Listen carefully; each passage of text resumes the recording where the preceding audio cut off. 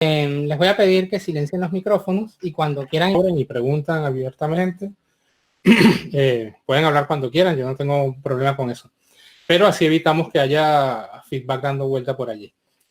Elianor, bienvenida Carmen, Luis, bueno, y todos los que se están incorporando. Vamos a estar, primero que nada, déjame hacer una aclaratoria, hoy no vamos a vender absolutamente nada. Ya estamos simplemente compartiendo conocimiento. La iniciativa de aprende.net es justamente socializar algunas cosas que hemos ido desarrollando y aprendiendo en el transcurso de nuestra vida profesional y ponerla a disposición del público, de modo que no tiene una intención como... Soy psicólogo, graduado en la Universidad Central de Venezuela hace muchísimos años, como algunos de los participantes que están aquí. Y vamos a entrar, manejan muy bien la gente que está en marketing y en publicidad, pero muchas personas deciden emprender y a la hora de emprender tú normalmente tienes conocimiento de un área específica. Yo toda la vida he hecho zapatos y de zapatos sé todo lo que hay que saber, de modo que no me cuesta y en algún momento decido, bueno, yo voy a lanzarme a montar mi propia fábrica de zapatos porque yo tengo el conocimiento de... Yo veo a una persona y sé cuánto calza, ¿no? Y sé si le queda bien con tacón alto, tacón bajo. Pero de lo que no sé es de todas las demás áreas que hay que saber para poder ser emprendedor. No sé de contabilidad, no sé de ventas, no sé de marketing, no sé de una cantidad de cosas, de gestión de personas. Entonces un poco la idea es ir complementando todos esos conocimientos que nosotros tenemos que empezar a adquirir a la hora de poder lanzarnos al mercado con nuestro propio emprendimiento.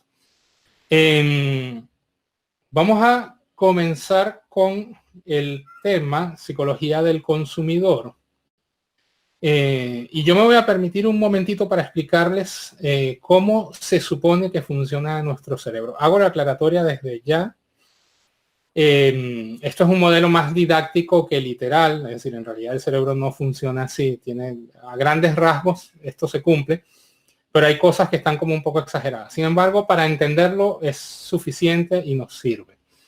Nosotros tenemos distintas estructuras cerebrales que han ido evolucionando desde que empezamos a aparecer en el mundo y que además han ido incorporando elementos evolutivos históricos que ya venían desde antes que el ser humano estuviera en el mundo. Es decir, nosotros antes de ser humanos, si ustedes creen en la teoría darwiniana, yo me confieso creyente hasta el momento de eso. Antes de ser mamíferos vinimos de los reptiles, antes de los reptiles vinimos de los peces, antes de los peces de los protozoarios, de las amebas, hasta la primera célula que haya existido en algún momento de la historia. Toda esa evolución ha ido incorporando estructuras y novedades en la forma en cómo el cerebro trabaja. Y de hecho los fetos cuando empiezan a desarrollarse, recapitulan algunas de esas etapas evolutivas y van pasando como por transformaciones que recorren adquisiciones que hubo en alguna época, en algún tipo de especie y que después a lo mejor fueron descartadas, entonces se van perdiendo. Entonces tenemos básicamente en el cerebro tres estructuras que controlan elementos distintos. Una que tiene que ver con el control de las acciones, de lo que nosotros hacemos, otra que tiene que ver con nuestra emocionalidad y nuestra motivación, y la más nueva, la más novedosa, que es la neocorteza, que es la que tiene que ver con nuestra capacidad de razonar, nuestro lenguaje, con nuestra capacidad de comunicarnos y de construir conceptos y símbolos en conjunto, que además son transmitibles a otras generaciones, que son transmitibles en la distancia. Normalmente nos gusta pensar que somos seres racionales y que tomamos decisiones en función de nuestra capacidad de razonar justamente. Pero un poco la investigación sobre todo lo que tiene que ver con la psicología del consumidor y sobre el marketing, lo que ha ido encontrando es que, a diferencia de lo que nos gustaría creer, estas decisiones son más emocionales que racionales. Y no solo a la hora de comprar. En general, los seres humanos nos movemos más por motivaciones no del todo racionales. Y lo que hacemos después es, con nuestra capacidad racional, inventar una justificación. Es decir, intentar explicar por qué hicimos lo que hicimos. Pero generalmente actuamos primero en base a lo que estamos sintiendo y después explicamos. Entonces, esto aplica también con la venta, con la compra y con la psicología del consumidor. Nosotros estructuramos nuestra decisión de compra en función no tanto de lo que pensamos, sino de cómo nos sentimos en algún momento. Y hoy, en un ratito que tenemos, 40 minutos, una hora, vamos a tratar de explicar cómo funciona todo esto de cómo sentimos y cómo nos acercamos a la decisión de compra. ¿Por qué? Porque si yo estoy intentando tener un negocio, vender, o soy vendedor, ¿okay? O estoy dedicado al área del marketing, pues necesito entender por qué algo está funcionando y por qué algo no me está dando resultados. Entonces, nosotros tenemos como seres humanos un conjunto de procesos cognitivos, psicológicos, que pasan por distintos niveles, lo que es la atención, la percepción, la capacidad de aprendizaje, la memoria, inteligencia, pensamiento y lenguaje. Y tenemos activadores que son la sensación, la motivación y la emoción. De todo esto, toda esta parte que está aquí cognitiva nos ayuda a la hora de sopesar los pros y los contras de las decisiones que tomamos. Pero los que activan las decisiones, los que deciden que nosotros nos movamos y definitivamente digamos sí, lo quiero, y apretemos el botón de comprar o hagamos la llamada que hace falta para contratar un servicio, pasan más por estos activadores que están aquí, que son las sensaciones, la motivación y las emociones. ¿Okay? De modo que este es el foco que decide si nosotros terminamos comprando o no. Vamos a hacer un recorrido sobre esto breve en los que nos afectan más lo que tiene que ver con la decisión de compra. El primer proceso que afecta entonces es la capacidad de atención. La atención es un proceso sensorial y no emocional. Eso es importante entenderlo. La atención no implica que yo sienta absolutamente nada, ni implica que yo piense absolutamente nada. Es simplemente cuando yo escucho un ruido así, me volteo y le presto atención. A veces ni siquiera me doy cuenta. Por ejemplo, si hay un ruido en la calle muy fuerte, de repente yo puedo voltearme, regresar y seguir con la conversación que estoy teniendo. Pasa de largo por mi conciencia, pero mi capacidad sensorial respondió a ese estímulo que estaba allí. Esto, que parece como muy intrascendente, es como la partecita más básica de toda la cadena de decisión, es la más competida, la más difícil y por la que estamos peleando más hoy en día. ¿Okay? Nuestra capacidad de captar la atención se ha vuelto crítica. No somos capaces de llamar la atención. En este mundo no sobrevivimos. Hoy en día ni siquiera tienes la posibilidad de llegar a la parte de persuadir, porque no consigues que te atiendan el teléfono, por ejemplo. Que la gente responda al teléfono, a menos que sepa de quién es el número, quién lo está llamando. Pasa por lograr captar la atención de las personas, en las redes sociales, en los noticieros, en los motores de búsqueda. Todo el mundo está gritando y tú tienes que encontrar una forma de gritar más fuerte que los demás para que tu consumidor eventual se voltee y te mire nada más. ¿Okay? Solamente para que te escuche, solamente para que se entere de que estás allí. Y es tan feroz la competencia que cada vez tenemos menos tiempo para captar la atención. Si ustedes se fijan, cuando yo tengo un teléfono celular y estoy haciendo publicidad, por ejemplo, por Facebook o por alguna de las redes sociales, mi tiempo para captar la atención es el tiempo que toma el dedo en scrollear. ¿Okay? Es decir, este movimiento. 1, 2, 3, 4. Que llamase la atención, ya lo perdí. ¿Okay? Y esa publicidad ya se mostró y siguió de largo. Entonces es crítico, cada vez más crítico, cómo hacemos para llamar la atención de nuestros potenciales compradores. ¿Por qué hago tanto énfasis en esto? Porque muchos de los que crecimos en otra generación, nos encanta la idea de que si tenemos buenos argumentos, vamos a poder vender. Si tenemos buenos criterios, si tenemos elementos que demuestren algunas características convincentes, vamos a poder vender. Pero lo cierto es que llegar a esa parte de argumentar cada vez se vuelve más difícil. Entonces, si no aprendemos cómo captar la atención de entrada, todo lo demás se va a quedar guardado en nuestro profundo conocimiento del producto, del mercado, del segmento, pero nunca vamos a poder hacerlo presente. ¿Ya? Entonces, ¿a qué le prestamos atención? Nosotros normalmente le prestamos atención a aquello que es urgente. Es decir, aquello que visual, auditiva, sensorialmente rompe con lo que viene siendo la monotonía de los estímulos ambientales. Por ejemplo, si hay un ruido muy fuerte en este momento, seguramente le voy a prestar atención. Si de repente se va la luz, probablemente le voy a prestar atención. Por otro lado, le prestamos atención a aquello que es diferente. Es decir, si yo estoy en un salón donde todas las paredes son blancas y hay un cuadro negro puesto en algún punto, eso probablemente va a llamar mi atención. Eso es lo que va a captar mi atención. Aquello que marca una diferencia con respecto a la continuidad de todo lo que está en el ambiente. Entonces, para captar la atención, nosotros tenemos que lograr generar un sentido de urgencia sensorial. Estoy hablando todavía de las sensaciones, no estoy hablando de que yo reflexione sobre si algo es urgente o no. Un sentido de urgencia, por ejemplo, es un ruido muy fuerte. ¿Okay? Tenemos que lograr ser diferentes, tenemos que marcar algún punto que haga diferencia con todo lo demás. Por eso Facebook te recomienda, por ejemplo, cuando publicas publicidad, que no metas mucho texto en la imagen, porque distorsionas la capacidad de captar la atención. Es decir, si hay mucho texto puesto en la imagen, se pierde. Si tienes una imagen más o menos plana en un solo color y de repente hay un texto aquí, eso va a llamar la atención, que es un poco lo que está buscando el marketing como tal. Y luego prestamos atención a lo conocido. Si en una multitud de gente de repente yo identifico por algún, y esto ya roza con la percepción, pero las cosas que nosotros nos resultan conocidas, es decir, una melodía que yo había escuchado, probablemente capte mi atención. Entonces el primer proceso por el cual vamos a estar peleando es la capacidad de captar la atención.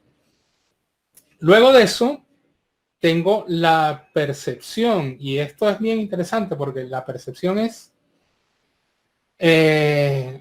un proceso que va más allá de la atención, pero no necesariamente se vuelve consciente. Es decir, está ahí como en un umbral de semiconciencia. Hay cosas que percibimos, pero no nos damos cuenta de que las estamos percibiendo. Nos pasan por encima, son como difusas, están en la frontera de lo que nosotros podemos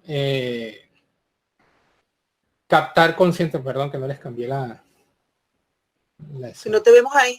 Ya me di cuenta. No. Sí. Ok. Entonces, ¿cómo funciona esto de la percepción? Pues hay una escuela psicológica que apareció a inicios del siglo XX, que se llamaba la teoría Gestalt, que plantea un conjunto de leyes que se aplican para todo lo que tiene que ver con la percepción y que los publicistas han sabido explotar muy bien. ¿Ya? De hecho, es interesante, pero todos los hallazgos relevantes de la psicología, de la sociología, de la antropología, de casi todas las ciencias sociales, los que más provecho le han sacado son la gente de marketing, ¿no? Es increíble, pero son como los más científicos a la hora de tomar esos elementos y los que más pueden explotarlos. ¿Qué me dicen las leyes de la Gestalt? Tengo 8 principios, 8 leyes. Uno habla de proximidad. Los elementos que están más cercanos tienden a percibirse como un grupo. Y de hecho, si ustedes ven aquí el logo de Instagram, hay un conjunto de figuras. Hay como una especie de... Hay 2 cuadrados con las puntas redondeadas, un círculo en el centro y un pequeño círculo en negativo. Pero nosotros normalmente no los percibimos como elementos separados, lo percibimos como un todo. Es decir, le damos un sentido completo. Igual que esta figura de aquí del conejito Playboy, en realidad allí no hay ningún conejo. O sea, lo que hay es un conjunto de figuras geométricas agrupadas, pero nosotros lo interpretamos como un todo. Y eso es como la primera ley de la Gestalt. De hecho, cuando tú empiezas a estudiar dibujo, algunas técnicas o estrategias para dibujar requieren que aprendas a deconstruir la integralidad. Por ejemplo, si tú quieres hacer un retrato, no trates de hacer el ojo. Empieza a descubrir las figuras que componen ese ojo. Y entonces, bueno, tengo que trazar un arco en este punto y aquí tengo que hacer un círculo y eso requiere un trabajo perceptual grande de poder desaprender los conceptos que ya tienes para deconstruirlo en figuras geométricas que te sean más fáciles de repetir. Es súper interesante. La ley de semejanza. Nosotros percibimos agrupados los elementos que son iguales. ¿Okay? El logo de Adidas, por ejemplo, lo tienen aquí. Es decir, hay un conjunto de líneas, pero nosotros lo percibimos como si estuvieran juntos. ¿Ya? La pregnancia, se perciben mejor las formas simples o simétricas de forma que resultan comprensibles y memorizables. Es decir, cuanto más sencillo un logo, más resultado me da. A veces cuando no tenemos experiencia hacemos unas cosas complicadísimas y elaboradas. Se dice que el diseño es el arte de quitar todo lo que sobra, no de agregar cosas, sino de irle quitando cosas. El principio del cierre, tendemos a completar una figura que está incompleta. El ejemplo de Apple es perfecto. Aquí se supone que hay una manzana mordida, pero nosotros mismos creamos la manzana. Y si le damos cierre a ese pedacito que falta dentro de la manzana. El principio de experiencia, es decir, percibimos en función de lo que conocemos y de nuestro aprendizaje. Y eso es súper importante porque en buena medida sesga cómo interpretamos la realidad. Es decir, en función de las cosas que yo conozco, les doy un sentido u otro. A ver un ejemplo de eso. Fíjate, hay culturas que no tienen una diferencia grande entre hoy, mañana, ayer y hace 10 años y dentro de 10 años. Es decir, hay culturas para las cuales ayer y hace 10 años significa lo mismo, ¿okay? En términos de lenguaje, en términos de lo que pueden hacer. Y mi hermano, que es antropólogo, me contaba que estando en una comunidad indígena en Venezuela, le pasó eso, que un médico estaba tratando de entender por qué la señora lloraba la muerte de una persona que supuestamente había muerto ayer, pero en realidad hacía mucho que había muerto, hacía como un par de años que había muerto. Pero dentro del lenguaje no existe esa diferenciación. Los esquimales se supone que reconocen 17 tipos de nieve distintas. A nosotros nos ponen nieve y es nieve. Básicamente nieve blanca y nieve sucia. Entonces, dependiendo de la cultura, también afecta la percepción que nosotros podamos tener. ¿Ya? Bueno, eso va pregnado de una cantidad de conceptos. Por ejemplo, hubo una campaña de una fábrica, de una marca de relojes que hizo una campaña súper elegante en algunos países musulmanes, intentando vender relojes de oro para hombres. Y resulta que no vendieron ni uno y no entendían por qué. Y después cuando averiguaron, aparentemente resulta que no, el oro en esas culturas está reservado a la mujer, no es algo que un hombre pueda utilizar. Entonces hay otros elementos que juegan allí. El principio de continuidad, se tiende a agrupar los elementos que siguen un patrón o continuidad. Por ejemplo, esto que hablábamos de Adidas, es decir, en FedEx, fíjate que son dos palabras distintas, pero nosotros lo integramos. Y el principio de figura y fondo, que el logo de FedEx es maravilloso porque juega con casi todos los principios. Si ustedes se fijan en el fondo de FedEx, es decir, en el negativo, hay una flecha entre la E y la X. ¿Okay? Que además transmite un poco el concepto de lo que es FedEx, que es una empresa de logística, donde básicamente lo que hacemos es mover cosas de un lado a otro.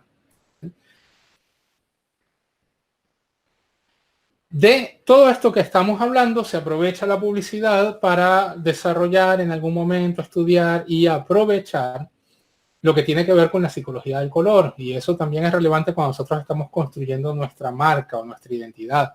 Es decir, se ha estudiado cómo afecta o cómo se interpreta cada color. Y si uno le pone un poco de cabeza, tiene sentido y va descubriendo por qué es así. ¿Okay? El rojo se asocia con dinamismo, se asocia con calidez, con lo agresivo, con la pasión. El planeta Marte es rojo, pero además Marte, el color de Marte es rojo, que es el color de la guerra.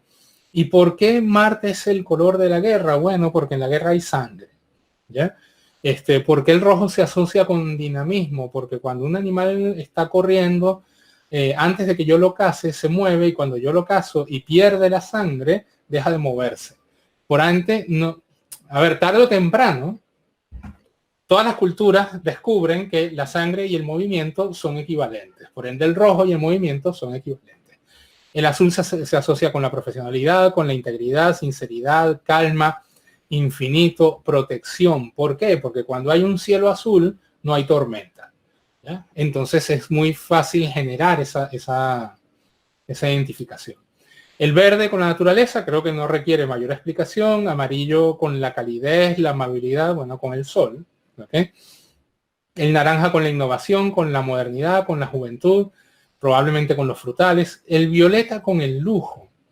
Y esto ya es una asociación más cultural, porque el color más... El lujo tiene que ver con la escasez. Eso es importante que nosotros lo entendamos también. Entonces, en la naturaleza es muy escaso el violeta. ¿Okay? Y por eso los emperadores se vestían de púrpura y era como el color imperial reservado, porque es muy caro, muy costoso y además es un símbolo de estatus. Es decir, había que ir a buscar a Tiro un molusco específico que era el que podía producir el tinte morado como para que esas telas se pudieran llevar a cabo. Entonces es un color que está asociado al lujo. ¿Ya? Y así cada color tiene una identidad. Esto es importante que lo conozcas,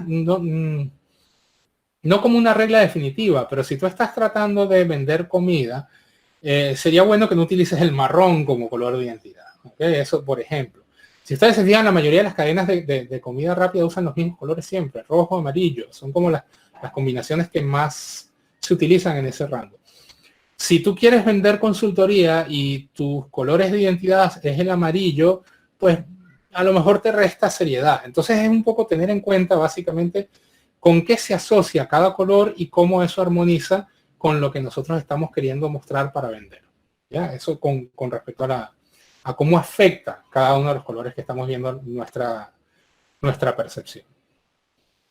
Entonces tengo de los 3 activadores que podíamos tener con respecto a nuestra conducta de compra, uno es la atención y otro es la percepción, que es lo que hemos hablado hasta ahora. El tercero tiene que ver con las emociones y con la motivación. Aquí, déjenme cambiarles la pantalla. Ok.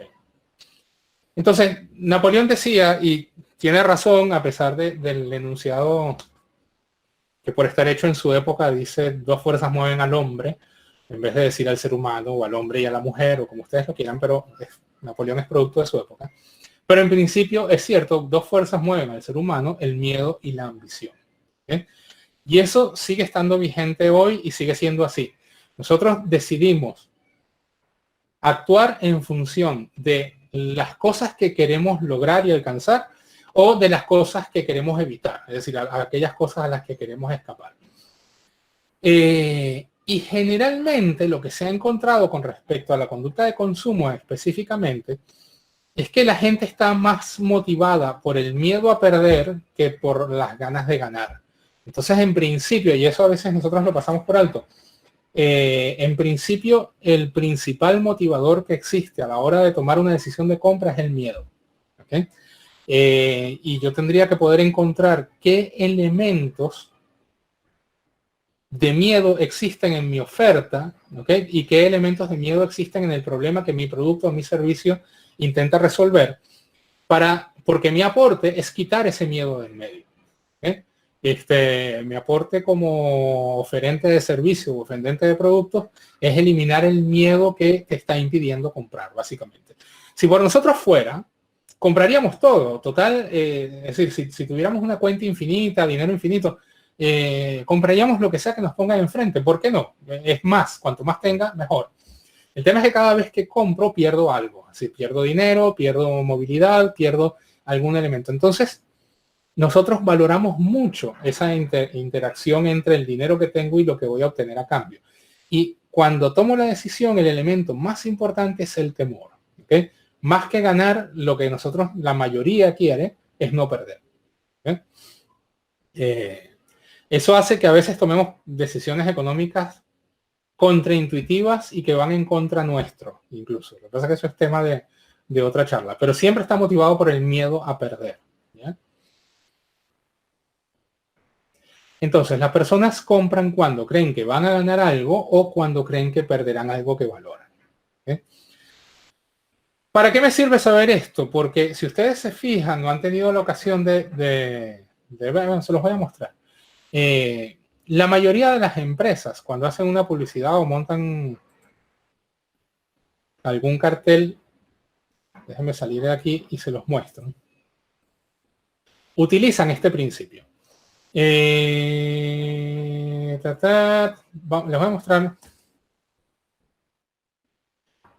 un truco que usan casi todas. las empresas cuando quieren vender por internet. Me voy a Sky Airlines. Esta es una aerolínea local, ¿okay? De bajo costo. Ida y vuelta desde, vamos a poner que vamos de Santiago hasta Antofagasta. ¿Ya? La dirección, o sea, dónde nos movemos da lo mismo. Es un poco para mostrarles el ejemplo de lo que ocurre. Opciones de encuentro. Ok, ¿dónde está el botón de búsqueda aquí? Ok, seleccionar fechas. Ponle tú que 25 al 26. Estoy poniendo cualquier cosa, ¿eh?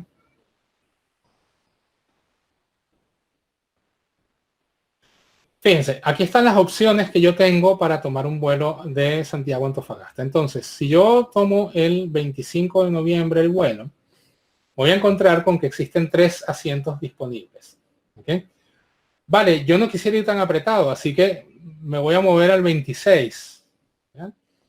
3 asientos disponibles. 28, 2 asientos disponibles.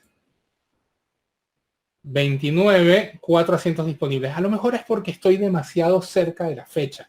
Déjame alejarme un poco. Si yo viajo, por ejemplo, el 11 de diciembre, 9 asientos disponibles, 6 asientos disponibles y un asiento disponible. El 12, 6 asientos disponibles. Ok, no quiero ir amontonado, quiero tener comodidad, me asusta el coronavirus, voy a viajar en marzo. Déjame darle un poquito más. Ok, el 28 de enero creo que está lo suficientemente lejos. Mira, año bisiesto. 9 asientos disponibles, 4 asientos disponibles y 9 asientos disponibles nuevamente. Si nosotros nos fijamos en esto, la aerolínea está en el mejor momento de su vida. Prácticamente tiene todos los vuelos llenos. ¿Okay?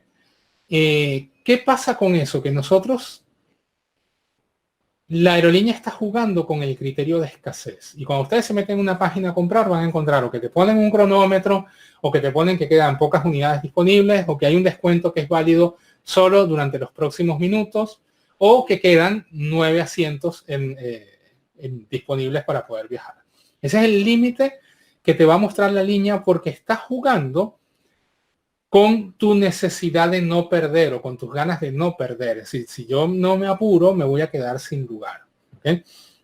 A nosotros nos parece un truco barato, nos parece un truco fácil, pero yo he empezado a aplicarlo con las ventas que estamos haciendo ahora a final de año, a veces obligado porque de verdad hay mucha presión sobre las fechas disponibles. Y Iván, yo no te veo. No me ve. Ah, perdón. No. Ahora. Ok. Y eso facilita muchísimo el cierre de las transacciones. Uno diría, bueno, pero eso es más viejo que Matusalén. Puede ser que tenga algún efecto de verdad. Sí que lo tiene. Y por algo lo siguen usando. Es decir, la gente cuando ve que quedan 9 asientos se apura a comprar. La gente cuando ve que existe un descuento solo hasta mañana se apura a comprar. En algún momento hacíamos un chiste, Verónica, con lo del Black Friday, porque es más o menos parecido. No, es decir, es la escasez. Durante un brevísimo tiempo vas a tener una oferta disponible que normalmente no tienes. Entonces, este es uno de los elementos que yo puedo utilizar como motivador a la hora de desencadenar la compra. Y la gente que hace marketing lo sabe muy bien y es muy difícil encontrar una página de estas que no juegue con este elemento. Otro elemento motivador es la prueba social. Esto se ha ido desarrollando cada vez más con el auge del e-commerce, pero en principio desde siempre. Nosotros compramos a quien le tenemos confianza y la manera de tenerle confianza a alguien es conocerlo. Si no lo conozco, busco a alguien que lo conozca, ¿okay? y que yo conozca, que sea como un intermediario y me diga, mira, esta persona es confiable, no es confiable. Y de hecho, una de las dificultades más grandes que tenía el e-commerce al principio era el tema de, bueno, pero ¿y cómo sé que si yo pongo mi tarjeta de crédito, después me van a enviar el producto? ¿O cómo sé que si yo envío el producto, el tipo no va a reversar la operación? Y las grandes páginas de Marketplace lo han ido resolviendo haciendo intermediarios, pero uno de los elementos clave para eliminar ese problema ha sido la validación social. Es decir, ¿qué dicen otras personas? ¿Qué dice la gente que ya le compró? ¿Cuántas compras anteriores tiene? De hecho, otro experimento que ustedes pueden hacer del tipo que acabamos de hacer Si ustedes se meten en AliExpress, van a encontrar que en las referencias, ahí donde están las 5 estrellas, donde dicen comentarios, AliExpress por defecto traduce todos los comentarios. Si ustedes le quitan la traducción, van a encontrar algo bien interesante. No se queden en las primeras páginas, váyanse, no sé, 6, 7, 8 páginas hacia atrás, porque las primeras páginas efectivamente son compras. Pero si van hacia los inicios, van a encontrar que hay muchos comentarios que dicen que el tipo se llama, no sé, José y es de España. O se llama María Dolores y es de Costa Rica. Pero cuando tú lees, está escrito en ruso, ¿no? Pero muchísimos. Hay una industria rusa gigantesca de la piratería de referencias. Entonces, muchos vendedores utilizan estos comentarios falsos para generar la prueba social. ¿Okay? Y hay toda una industria que te vende comentarios falsos. Por eso siempre, si van a comprar en esas cadenas, yo les recomiendo que dejen los comentarios en el idioma original, para que puedan saber cuáles son verdaderos y cuáles no. Entonces, ¿cómo puedo dar prueba social? El uso de testimonios de cliente es importantísimo. Esto nos ayuda muchísimo. Algún amigo que intuía esto muy desde joven, cada vez que terminaba un trabajo con un cliente, le pedía que le grabara un video, ¿no? Y se llevaba los videos o que le hiciera una carta donde le hiciera de referencia. Y esto funciona mucho. Realizar eventos, grabarlos y subirlos a la página web, un poco lo que estamos haciendo. Por eso digo, no estamos vendiendo nada, estamos intentando generar alguna comunidad que le interesen estos temas. Mostrar las opiniones del cliente que haya comprado el producto, vuelve a ser lo mismo, prueba social. Y mostrar una puntuación basada en el número de estrellas, que es lo que vienen haciendo la mayoría de estas páginas. Ahora, todo esto aplica para el web marketing y para la venta por internet, pero aplica para la realidad también en la calle. Es decir, cuando yo voy a salir a vender, incluso si estoy haciendo venta a puerta fría, yo necesito algún elemento de validación social, ¿ya? Ok, por último, principios psicológicos del consumidor. Esto es como un resumen de lo que nosotros deberíamos tener en cuenta y después les voy a mostrar lo que tiene que ver con los productos o servicios que nosotros ofrecemos. Principios psicológicos del consumidor. Primero, principio de aversión a la pérdida es lo que acabamos de hablar. La gente odia perder mucho más de lo que ama ganar. Eso es importante que lo entendamos. La gente odia perder mucho más de lo que ama ganar. De hecho, ha habido experimentos donde la gente se le pregunta, se le hace como una escala, ¿no? Del 1 al 5, ¿cómo te sentirías si te encontrase $100? Ok. ¿Y cómo te sentirías si pierdes $100 que tenías en la cartera? Y la escala es mucho mayor cuando la gente pierde que cuando la gente gana. Es decir, me alegraría mucho con encontrarme $100, pero me frustraría mucho más perder los $100 que ya tenía. Principio de autoridad, hacemos lo que nos dicen las personas que tienen la autoridad y por eso mucha publicidad se basa en mostrar a alguien que sabe, que es experto, que tiene validación. Es básicamente en lo que consiste el marketing de influencer. Por ridículo que parezca, una persona que tiene 60 o 70 mil seguidores se considera una autoridad, aunque sea un adolescente de 14 años. Es decir, hay el principio que está actuando de fondo para que tú decidas pedirle a esa persona que te promueva tus productos, es justamente que esa persona se ha ganado una autoridad con una comunidad. ¿Ya? Tiene su propia tribu ante la cual tiene un cierto liderazgo. Principio de validación social, lo que acabamos de hablar. Principio de pertenencia, importantísimo, ya les voy a mostrar por qué. ¿Okay? La gente compra para sentirse adscrito a un grupo, para sentirse perteneciente a. ¿Okay? El principio de reciprocidad, que cualquier persona que trabaje en retail y sea serio lo conoce. ¿Okay? Cualquiera que haya hecho ventas en una tienda sabe. Los colombianos son expertos, pero expertos en esto, o sea, maravillosos, son espectaculares.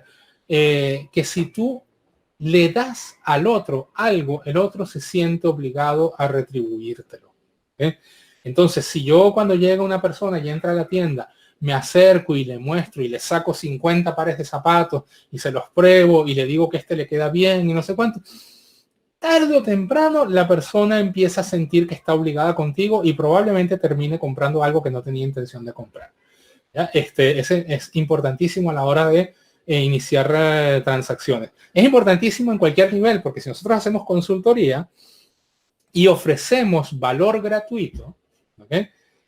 Ese principio sigue actuando y sigue siendo válido, es decir, en cualquier nivel que nosotros nos estemos moviendo.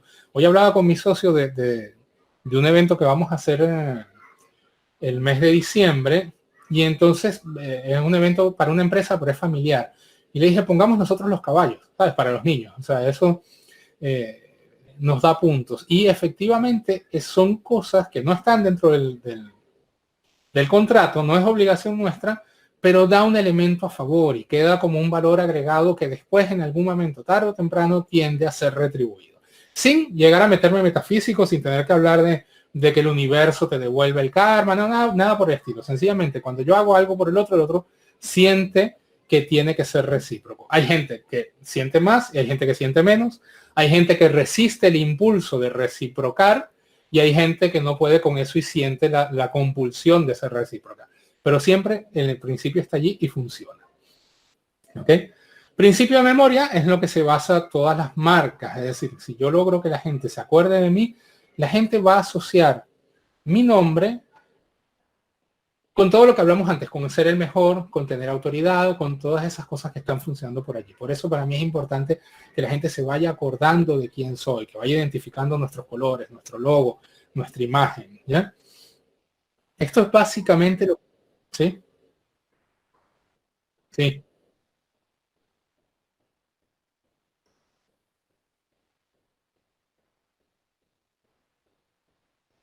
Ya voy para allá. Sí, sí, sí. De hecho, porque lo que me interesa es, fíjate, nosotros lo fundamental, el resumen de todo esto, la gente no compra características, la gente compra beneficios. Eso es importante porque a veces nos lanzamos a hablar de todas las características que tiene nuestro producto. Este se hizo con cuero, tiene no sé cuánto y está hecho con una aleación especial.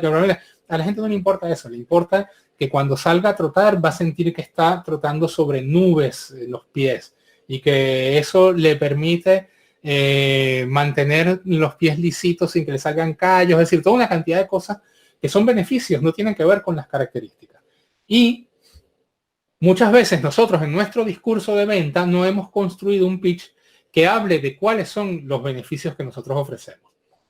Y existen tres tipos de beneficios distintos, ¿ok? Existen los beneficios funcionales, es decir, yo tengo un problema de plaga, por ejemplo, y llamo a un exterminador o a un fumigador para que me controle la plaga.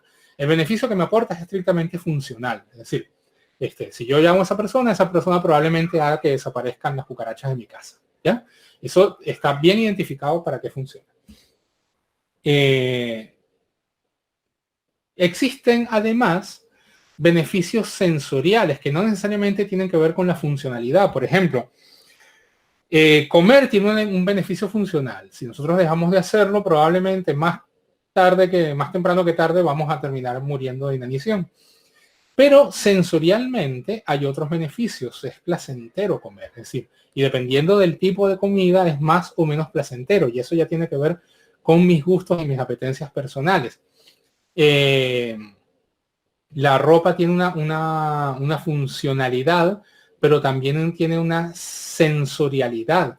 Es decir, para cubrirme del frío sirve cualquiera. Ahora, yo prefiero el algodón a las telas sintéticas porque me da menos calor, porque me hace sentir más agradable. Y por otro lado, hay beneficios que tienen que ver con lo social. Es decir, la misma ropa que me tapa del frío, es básicamente cualquier prenda sirve para cubrirme del frío. Pero no es lo mismo que me cubra el frío con la ropa que venden en el mall chino a que me cubra el frío con Dolce Gabbana, ¿no? Es decir, por alguna razón, eso me aporta un extra. Y ese extra tiene que ver con el valor social que me dan ese producto o ese servicio que estoy adquiriendo. Entonces, cuando la gente compra, compra en función de beneficios funcionales, sensoriales, sociales. Habrá productos y habrá servicios que tienen los tres y eso es maravilloso. ¿Okay? Habrá productos y habrá servicios que no cumplen con ninguno y eso es catastrófico. Yo les quisiera pedir si se animan a que traten de identificar algún producto que solo tenga valor funcional, es decir, que no me produzca ninguna sensación placentera y que no me aporte ningún valor social, pero funcionalmente me sirve. ¿Ya? A ver quién se anima.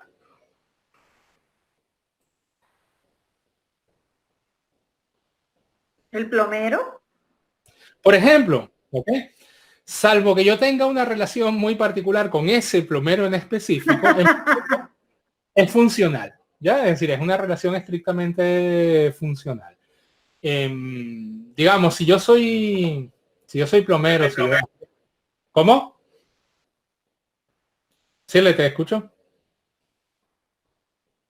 Si yo soy aquí le dicen gaffiter, debe tener otros nombres en otros lugares, pero si yo soy un plomero, probablemente tengo que estar en las redes sociales por tener presencia, pero no es que la gente por impulso va a decir, oye, qué buena publicidad tiene este plomero, le voy a comprar, ¿no? Es decir, básicamente va a comprar en función de la necesidad estricta que tenga. Incluso hay servicios que son desagradables, pero que son muy funcionales. Los servicios no deseados, las funerarias, por ejemplo, los seguros de vida, ¿ok? No tienen un valor sensorial. Algunas funerarias tienen algún valor social, digamos, no es lo mismo ir a ciertas funerarias que a otras, pero en principio tienen un valor funcional del cual no puedo prescindir. Es decir, cuando Dios no lo quiera, algún familiar o alguien cercano fallece, yo tengo que buscar ese servicio. Por otro lado, existen productos, y yo les voy a pedir que traten de pensarlo, que solo tienen valor sensorial. A ver qué se les ocurre. Esto es más difícil. ¿Ya? No tiene ninguna funcionalidad, pero tienen un valor sensorial puro. ¿Sí?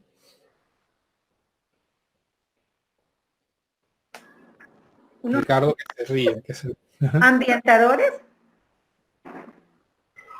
Ok, mira, 95% correcto. Ok, 95% correcto, porque puede, digamos, si yo voy a tener visita, que el ambientador cumple una función social y todo lo demás, pero en principio es exactamente lo que tú dices. Es decir, tiene... Que tenga una función que está para un mal olor también. Claro, pero es estrictamente sensorial, se acerca mucho a lo estrictamente sensorial. Yeah. Algunas drogas tienen valor netamente sensorial. No todas, porque algunas son funcionales. Es decir, si yo estoy estudiante de medicina y estoy tapuzado de exámenes y además haciendo horas extras, no sé qué, hay ciertos estimulantes que además del valor sensorial tienen un valor funcional. Es decir, me permiten aguantar 4 o 5 días sin dormir. Pero hay cierto tipo de drogas que no tienen ese valor, sino que solamente, es más, no tienen valor funcional, socialmente me dejan muy mal, ¿okay? Me colocan y me adscriben a cierto tipo de personas con las cuales no quisiera estar adscrito, pero me hacen sentir muy bien, ¿no? Y es tan poderoso el valor sensorial que tienen que pasa por encima de la funcionalidad y del valor social tranquilamente, ¿cierto? Ricardo.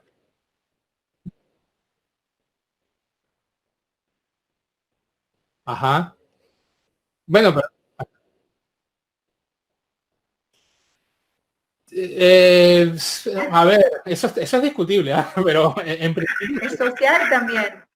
En principio sí, claro, porque no es lo mismo, y fíjate, de hecho en Grecia existían las hetairas que eran como sacerdotisas de Venus, que cumplían con esa profesión más antigua del mundo, pero que no la cumplían con cualquiera. Y todavía hoy existen ese perfil de personas que ejercen la profesión, pero no con cualquiera. Entonces ahí tiene un valor social también, es decir, es discriminativo de a qué grupo estás adscrito. ¿Okay? Sí, tiene un valor sensorial tremendo y todo lo que tú quieras, pero también hay un elemento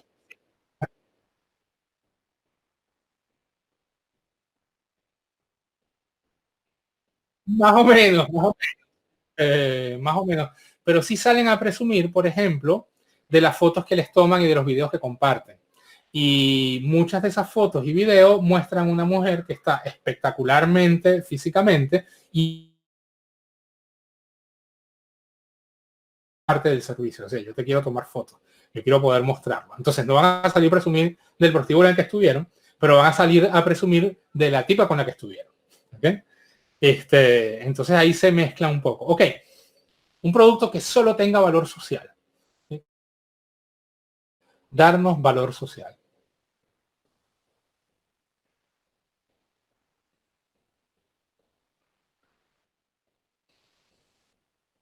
Ajá, qué moda. Claro, la moda, sí, o sea, pero sin embargo, las cosas que yo me pongo por moda sirven para vestirme también, eventualmente, ¿sabes? Y algunas mejor que otras. Pero algo que solo tenga un valor social. ¿Sí? Las Fíjense, redes sociales. ¿cómo? Las redes sociales. Las redes sociales me reconectaron contigo. No es el único valor el social. Es decir, a mí me da mucho placer haberme reencontrado con amigos que no veía desde hace tiempo. Tiene un valor funcional también, ¿ok? Claro. Pero, por ejemplo, los diamantes, ¿ok? Los diamantes en la industria tienen un valor enorme, funcional. Es decir, se usan para 10.000 cosas. Sirven para crear láseres, sirven para cortar materiales pesados. Pero en lo personal es muy poco lo que yo puedo hacer con un diamante, digamos, no tiene mucho valor funcional más allá del estético, ¿ok? Sin embargo, si de repente aparece mañana un chico o una chica y te dice, mi amor, ¿te quieres casar conmigo? Y saca un anillo con un diamante de este tamaño así enorme, ¿ok? De repente su valor social aumenta un poco, ¿no? Es decir, mira, aunque no lo quieras, se te modifica la percepción. ¿Okay? Y si después vas para venderlo. Para venderlo. Para lo que sea, aumentó el valor social. Es decir, tiene un ente que te da otra valoración. Entonces, nosotros tenemos productos que logran las tres cosas y productos que no logran ninguna de las cosas. Productos que tienen dos de las tres, servicios que tienen dos de las tres, servicios que tienen una sola pero es muy fuerte. Y es importante que podamos identificar de lo que nosotros estamos ofreciendo, cuál es el valor que nosotros estamos ofreciendo. ¿Dónde está? Está en lo social, está en lo sensorial. Por cierto, lo social tiene dos vertientes, porque parece que estuviéramos hablando solo de darme estatus. Y lo social me da estatus, pero también me da pertenencia. ¿Ok? Por ejemplo, los grupos sociales tienden a vestirse más o menos parecidos. Los rockeros se visten de una forma, los raperos se visten de otra, los hippies se visten de otra, los yuppies se visten de otra, es decir, y esa forma de vestirme me adscribe a un grupo, me da pertenencia y me da sentido de tribu. Entonces el valor social puede venir en dos variantes. Una es darme pertenencia dentro de una tribu y la otra es dentro de esa tribu diferenciarme. ¿Okay? Yo dentro de este grupo soy más valioso, porque sí, me visto con cierto perfil, pero el mío es más caro. ¿Okay? O tiene este nombre, o lo hizo Dolce & Gabbana, o no sé cuánto. Entonces, esos son como los elementos que juegan dentro de lo que yo estoy ofreciendo. Hay productos y hay servicios que en lugar de aportar un beneficio, lo que hacen es remover dolores o remover obstáculos para tus necesidades. Es decir, ya ellos no resuelven la necesidad, sino que se centran en quitarte obstáculos del medio. Por ejemplo, imagínense que nosotros nos quisiéramos ir terminando esta charla todos de fiesta, ¿ok? Ya nos caímos bien, todos los que están participando aquí son geniales. Vámonos todos de fiesta y no regresemos más. Hoy es que martes, hasta el viernes no paremos, ¿ok? Cuando yo hago ese planteamiento a este grupo, surgen inmediatamente un conjunto de obstáculos. ¿Cuáles pueden ser, por ejemplo? ¿Okay? El primero y más obvio, estamos en países distintos, ¿ya? Es decir, va a ser difícil que nos podamos juntar todos para irnos de fiesta. Entonces, si yo logro encontrar una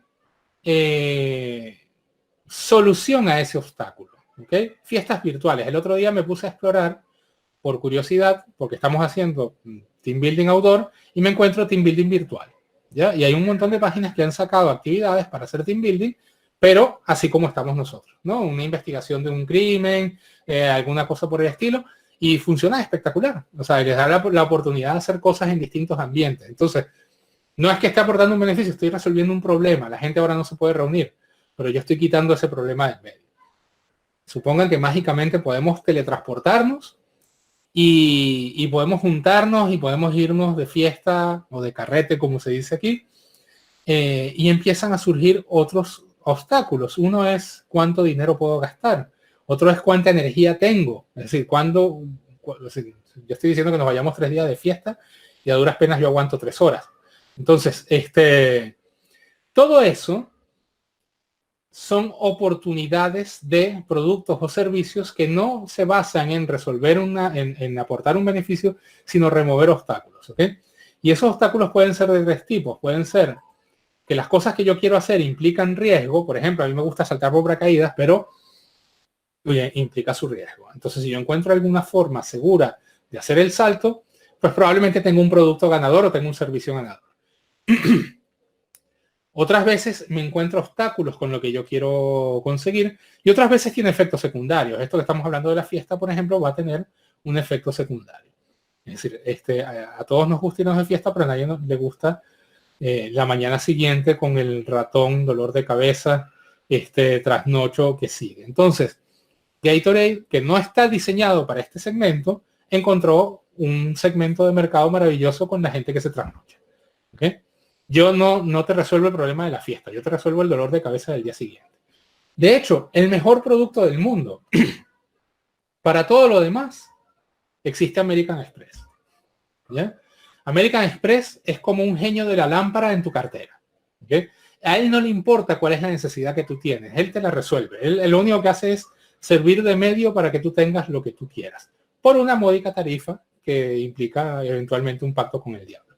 Pero funciona también porque él no se mete con la necesidad. Él lo que se mete es con quitarte un obstáculo del medio. Lo que tú quieras, tú lo puedes tener en este momento, aunque no tengas plata, no importa. ¿Ya? Entonces, como resumen, que con esto yo creo que podemos cerrar lo que es el tema formal y si quieren preguntar algo lo hablamos.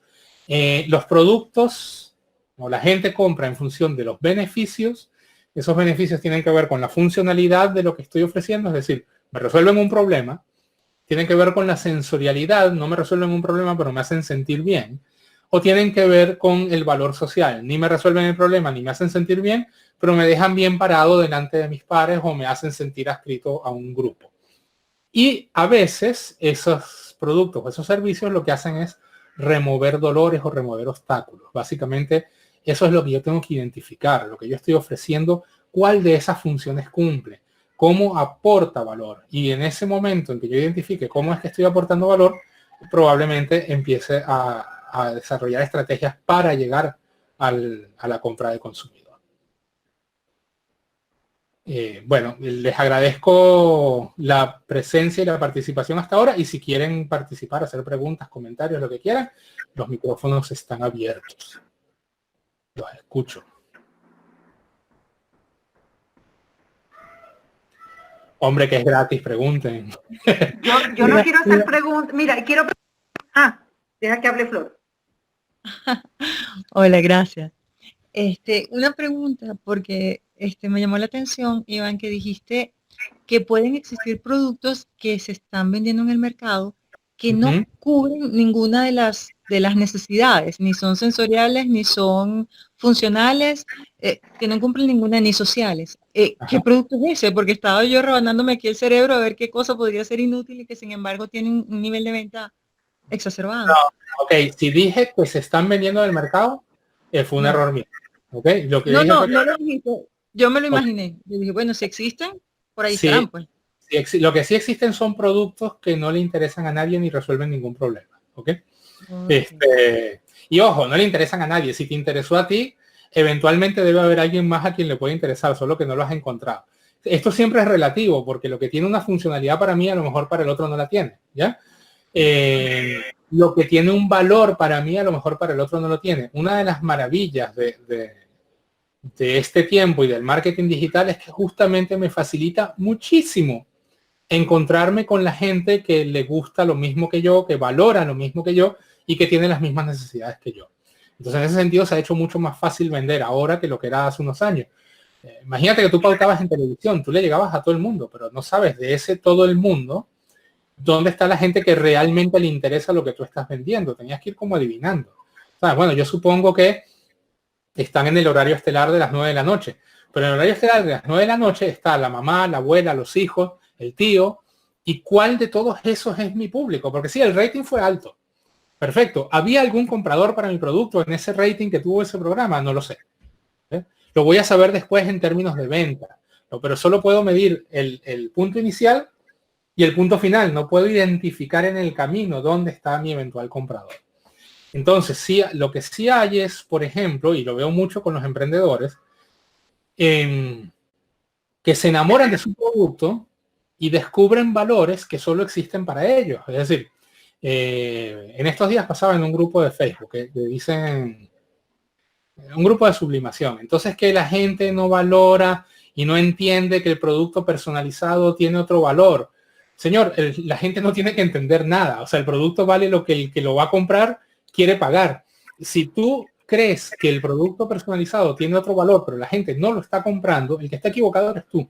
Estás equivocado o de concepto o de segmento de mercado, porque a lo mejor le estás tratando de vender un producto que tiene un valor para ti a gente para la cual no tiene ese mismo valor. Es decir, el producto personalizado a este público en particular le da lo mismo.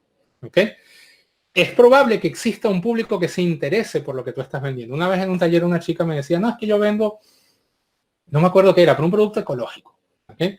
Pero es difícil hacerle entender a la gente que la ecología es importante y no sé cuándo. Decía, chama, a ver, dentro de 40 años probablemente la ecología va a ser importante para todo el mundo. ¿Okay? En este momento hay un grupito que se preocupa por la ecología y hay un grupo al que le da lo mismo. ¿Okay? En vez de gastar energía tratando de convencer al que le da lo mismo, trata de encontrar dónde está la gente a la cual sí le preocupa la ecología y véndele a esa gente. ¿Okay? Porque lo otro es estéril. O sea, tú no vas a convencer a nadie de que la ecología es importante. O sea, eventualmente convencerás a alguno, pero estás gastando una cantidad de recursos y energía enorme en alguien que no es tu cliente. ¿Ya? Exacto. Porque no valora lo que tú valoras. Eso es lo importante. ¿Ya? Y es donde tiene que estar el acento. ¿Dónde está la gente que valora lo que yo creo que es valioso? En ese interín puede pasar que haya productos que en realidad, oye, son valiosos solo para mí, para mi mamá, ¿no? Que me da la palmada en la espalda y me dice, bien, hijo, vas a ver cómo te va a ir bien. Pero es el trabajo que yo tengo que empezar a hacer. Y para eso lo mejor que hay es preguntarle al público. Es decir, si tú tienes clientes que ya te están comprando, ¿cómo puedo mejorar este producto? ¿Qué cosas puedo cambiar? Sé que ese es otro tema, pero la primera tarea como emprendedor es hacer el fit entre el producto y el mercado. Tú no tienes plata cuando sales al mercado para hacer un estudio de mercado. Entonces sales a lo loco. Si yo sé hacer zapatos, voy a montar una fábrica de zapatos y voy a tratar de vender zapatos. ¿Okay? Pero no tengo idea de si a la gente le van a gustar o no mis zapatos. Es decir, no sé si si estos zapatos que yo estoy vendiendo se usan, ya no se usan, a qué público lo compra y qué público no. Entonces, mi primera tarea es empezar a descubrir a quién sí le gustan los zapatos que yo puedo vender. Fíjense que es un concepto distinto al que se tenía tradicionalmente de la venta, que es persuadir, que yo voy a convencer al público y venderle la necesidad. No, tú no le vas a vender la necesidad a nadie. O sea, hoy en día es muy difícil. ¿Okay? Tienes que encontrar la gente que tiene la necesidad, lo cual además es éticamente más limpio porque es como menos, borra esa sensación de que vender es estafar, ¿sabes? De que yo vender significa darte algo que tú no necesitas para que tú me des tu dinero que yo sí necesito, ¿no? En cambio ahora yo estoy buscando, cuando yo le vendo a mi público natural, estoy haciendo un bien social, básicamente. Te estoy entregando algo que tú necesitabas. De eso se trata. María Dolores, ¿te ibas a hacer algún comentario? Sí, ya va, déjame poner ya. Aquí estoy. Mira, yo quiero que me quede claro, me gustó mucho la parte de funcionalidad, me gustó mucho funcional, sensorial, social. Soy locutora de radio y yo vendo a María Dolores. María Dolores va al cliente, imagínate ahora que no puedo ir, todo es online, por lo tanto mis textos son cortos pero contundentes. Entonces, yo estaba pensando, lo que yo vendo es funcional, es sensorial y es social. Pero veo que hay porcentajes muy variados. O sea, lo que yo transmito al aire funcionalmente es pobre, sensorialmente es alto y socialmente es más alto. Eso hace el producto un buen producto, pero a la hora de venderlo, de que el cliente, debo ir a lo emocional, por lo que tú has dicho. Entonces, tengo que tratar de darme cuenta de cómo decirle al cliente, porque yo soy sensorial y porque yo soy funcional, pero además porque soy social, tú deberías comprarme para yo darle relevancia a tu producto. Pero no sé si eso está claro, si está bien, lo he entendido. Está bien, lo que pasa es que, fíjate, ¿qué es lo que vendes? Para empezar por ahí, porque no te entendí. Publicidad radial. ¿Cómo? Publicidad radial. Ok, Mía, vale, publicidad radial, te entiendo. Uf. Fíjate, la publicidad radial es muy efectiva, ¿ok? Sí. Pero la gente, no todo el público entiende que la publicidad radial es muy efectiva, ¿ok? Y además, no toda la publicidad radial es igual de efectiva. Estando en Venezuela, mi hermano compró una pauta en el programa de César Miguel Rondón de la mañana, ¿ya? Vino escandalizado porque César Miguel Rondón cobraba 20 veces más que el que le sigue en escalafón en cuanto a locutores, ¿no? Es decir, una pauta en su programa costaba 20 veces más de lo que hubiera costado cualquier otro, que eran buenos, ¿sabes? Es decir, no es el único que existe. Pero era estratosférico el costo que tenía la publicidad con él. Entonces vino, bueno, gasté un montón de plata, no sé cuánto. Total que el lunes me llama y me dice, tuve que contratar más gente porque no puedo con las llamadas, ¿sabes? Es decir, no tengo cómo frenar la cantidad de gente que está llamando por una pauta que ni siquiera era César Miguel Rondón haciendo de locutor, era un espacio en el horario de él, ¿sabes? Nada más. Entonces sí, hay un valor social, pero ese valor social en ese medio en particular va muy aparejado con tu valor social, ¿sabes? Es decir, cuanto más reconocido eres, más puedo vender valor social. César Miguel Rondón puede vender al precio que le dé la gana porque tiene todo el valor social del mundo. ¿Ves? Yo, si quiero empezar a vender pauta radial, no puedo venderlo al mismo precio que lo vende él porque no tengo ese valor construido. Entonces el problema no es tanto de si está claro o no, sino el problema es lo mismo que vender cursos por internet, que antes de plantearte empezar a vender cursos por internet tienes que haber construido un valor social en torno a tu marca personal. ¿Ves? Esa es la diferencia. Dame un segundo, a eso quería ir ahora. Ajá. Una de las palabras que no he visto en todo tu speech es Ajá. la reputación. O sea, uno crea una reputación. César Miguel Rondón es César Miguel Rondón, ¿verdad?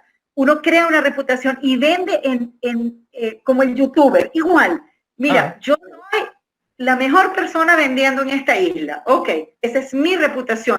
Es lo que socialmente me hace fuerte y tomo tu producto, lo asocio conmigo porque yo solamente publicito lo que uso y lo vendo.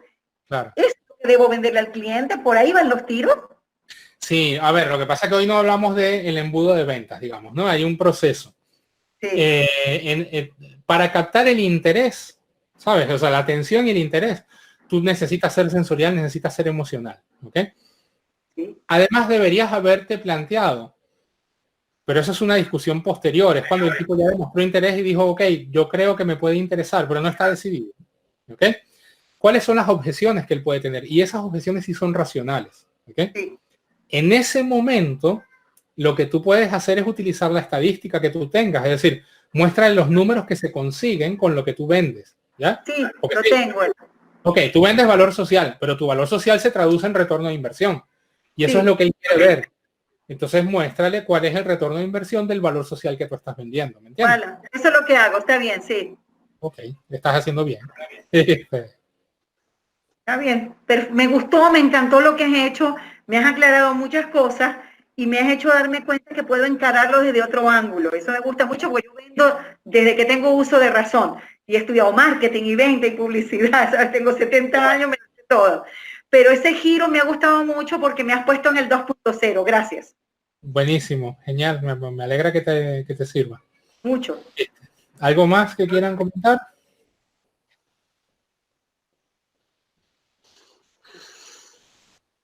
Bueno, Ricardo, que es el moderador.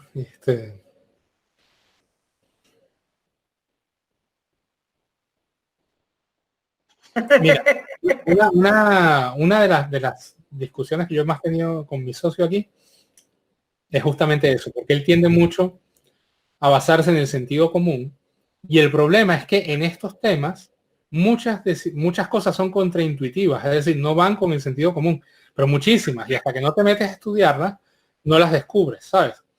Entonces, ciertamente, si tú quieres arrancar por tu cuenta, yo no te digo que contrates un agente.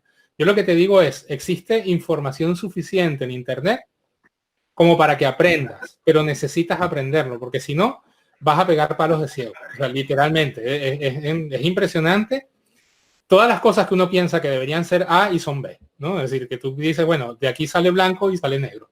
Entonces, y por eso todo esto se basa en ensayo y error. Básicamente, al final es, tú ves, los publicistas todo es TJB, ¿ok?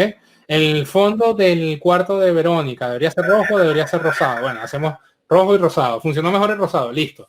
Los lentes deberían ser con marco o sin marco. Ponemos marco sin marco. Funcionó el sin marco, listo. Y van progresando y haciendo mejoras incrementales en función de experimentos. O sea, la gente que mejor ha aprovechado el método científico durante el siglo XX, últimos de 20 y principios de 21, fue la gente de publicidad y de marketing. O sea, es impresionante.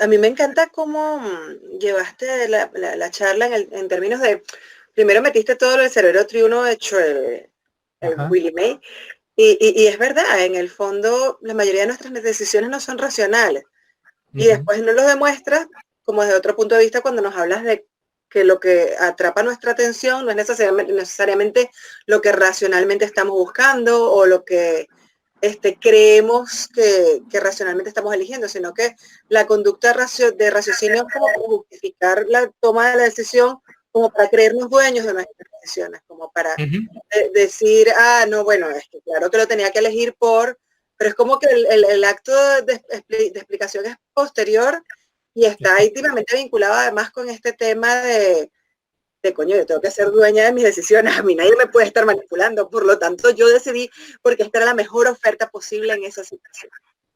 Todos caemos, yo creo que es que se la saben todas, pues, que en realidad... No es solo eso, sino que además es incremental, que es lo importante, ¿me entiendes? Tú a lo mejor la primera vez no compras, a lo mejor no compras en un año. Yo tengo gente haciéndome email marketing desde hace 2 años y todos los días me llega un correo. Y tú dices, pero ¿en qué momento se rinden? No se rinden, no les importa. O sea, claro, si no están comprando nada, eso sigue llegando y un día lo abro, ¿okay? Claro, y otro día lo abro y le doy clic, pero a ellos no les importas tú, le importan los 50.000 que están al día recibiendo el correo, de los cuales el 1,5% todos los días están dando clic. Y de ese 1%, todos los días hay un 2-3% que están comprando. Y eso es lo que importa. ¿Okay? Pero además, cuanto más tiempo estés en la rueda, más saben de ti, mejor el algoritmo, más te predicen y más aumenta la probabilidad de que termines comprando. Parece que no de todas formas, ya ven que eso no lo veo, por lo tanto, además... No importa, ellos se equivocan, no tienen problema con equivocarse. ¿Okay? Claro. Porque del error también aprenden, esa es la diferencia. El error aprenden porque ya dieron que no le diste clic a eso y te vuelven a mostrar otra cosa. A veces hasta al azar lo que te están mostrando. El algoritmo no valora el error como un error. El algoritmo valora el error como información. Ya está. Que es lo que nosotros tenemos. Claro, ¿no? La dificultad de vender, la dificultad de salir a vender muchas veces pasa porque nosotros valoramos el error como algo catastrófico y no como información. O sea, la venta puerta fría, por ejemplo, que es tan frustrante, es recolección de información, nada más. ¿Okay? Es tener una línea base y tú decir, bueno, cada 30 puertas que toco o cada 30 llamadas que hago una venta. Y después ir observando cómo en el transcurso del tiempo ahora vendo cada 25 llamadas y ahora vendo cada 20. Es decir, eso no tendría por qué ser frustrante porque cada vez va a ser mejor. Lo que pasa es que estás aprendiendo. Claro, ¿ves? Es un ciclo de aprendizaje. Sí. Además me parece que lo argumentaste de una manera súper fluida, pues que nos fuiste llevando. Yo di psicología de la percepción con la Gestalt sobre todo, pero hay otras teorías, a estudiantes de diseño durante muchísimos años. La materia se llamaba así. Y de verdad, lo que ellos producían solo con saber, son 7 normas tontas. Se tornaba muy interesante, de verdad lo ponían en práctica. Claro. Y era súper útil, o sea que eran bases centrales para diseñadores. Claro.